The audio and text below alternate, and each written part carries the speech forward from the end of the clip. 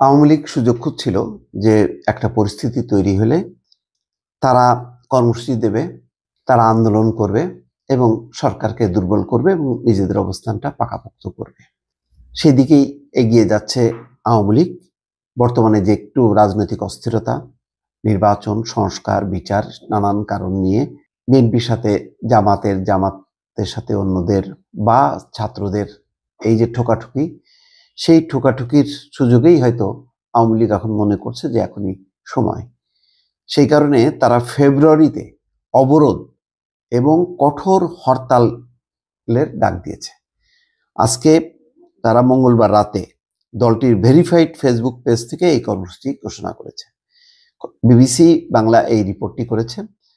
অধ্যাপক মোহাম্মদ ইউনূসের নেতৃত্বাধীন অন্তর্বর্তীকালীন সরকারের পদত্যাগ এবং অপশাসন নির্যাতনের প্রতিবাদে আগামী 16ই ফেব্রুয়ারি ও 18ই ফেব্রুয়ারি হরতালের ডাক দিয়েছে আওয়ামী লীগ।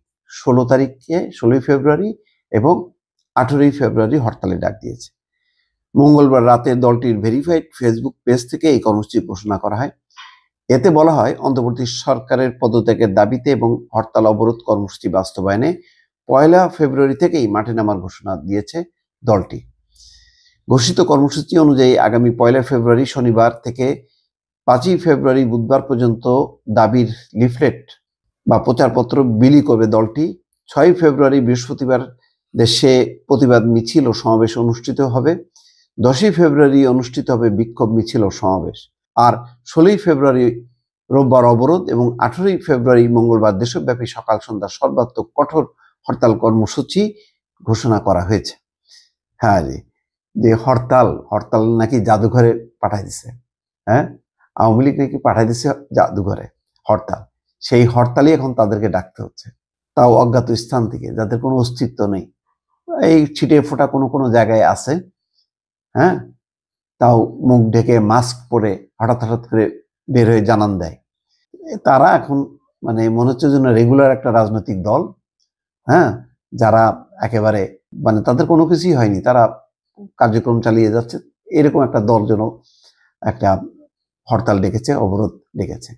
তো বিএনপি যখন হরতাল অবরোধ ডাকতো, কিভাবে মোকাবেলা করা হতো? এখন বিএনপিও বা অন্যরা যারা ক্ষমতায় আছে তারা সেইভাবেই মোকাবেলা করুক, নিশ্চয়ই আপত্তি নেই আওয়ামী লীগের। প্রেস বিজ্ঞপ্তিতে আন্তর্জাতিক অপরাধ ট্রাইব্যুনালে শেখ হাসিনা সহ অন্যদের বিরুদ্ধে হত্যা মামলা সহ অন্যান্য মামলা প্রত্যাহার, প্রহসনমূলক বিচার বন্ধেরও দাবি জানানো হয়েছে। এই প্রেস বিজ্ঞপ্তিতে শেখ হাসিনাকে প্রধানমন্ত্রী হিসাবে উল্লেখ করেছে ক্ষমতাচ্যুত দলটি। চিন্তা করেন, প্রধানমন্ত্রী ডাকে কখনো হরতাল? হ্যাঁ, ক্ষমতাচ্যুত এই দলের পক্ষ থেকে এর আগে গত 10ই নভেম্বর রাস্তায় নামার ঘোষণা দিয়েও রাস্তায় নামতে পারেনি আওয়ামী লীগ। কি লজ্জাস্কর ব্যাপার ছিল সেই 10 তারিখে। এমন অবস্থার মধ্যেই মঙ্গলবার হরতাল, অবরোধ, সমাবেশ ও বিক্ষোভের ডাক দিল আওয়ামী লীগ। যদিও 5ই আগস্ট ক্ষমতাচ্যুত হওয়ার পর থেকে বাংলাদেশের কোথাও দলটির সক্রিয় কোনো কর্মকাণ্ড দেখা যায়নি। দলটির বেশিরভাগ শীর্ষ নেতাই দেশের বাইরে, পলাতক অথবা কারাগারে। গণ আন্দোলনের মুখে আওয়ামী লীগের সভাপতি শেখ হাসিনা পালিয়ে ভারতে যাওয়ার পর থেকেই সেখানেই রয়েছেন। মানে আগে বলা হতো যে লন্ডনে বসে তিনি আন্দোলন করেন, দেশে আসে না কেন? তো এখন অন্যরা বলুক যে দিল্লিতে বসে তিনি আন্দোলন ডাক দিচ্ছেন কেন, দেশে আসুক। ওবায়দুল কাদের কই, সাধারণ সম্পাদক? অন্যরা কোথায়? আসুজ্জামান খান কামাল, হ্যাঁ, ওই দিল্লিতে বসে থেকে করবে। এখানে যারা লুকায় টুকায় আছে, প্রাণ ভয়ে বা কোনো রকমে টিকে আছে, তাদেরকে এখন বিপদগ্রস্ত করা। দেখা যাক, করুক, অসুবিধা নেই, এটা তাদের হয়তো গণতান্ত্রিক অধিকার, তারা করবে। এটা ভালো হলো যে তারা এই কর্মসূচি ঘোষণার পর এখানে যেই হাসিনা বিরোধী যে সব শক্তি নিজেদের মধ্যে এখন কামড়াকামড়ি করতেছিল বা ঠোকাঠুকি, নিশ্চয়ই তারা ঐক্যবদ্ধ হবে। দর্শক ভালো থাকবেন, আল্লাহ হাফেজ।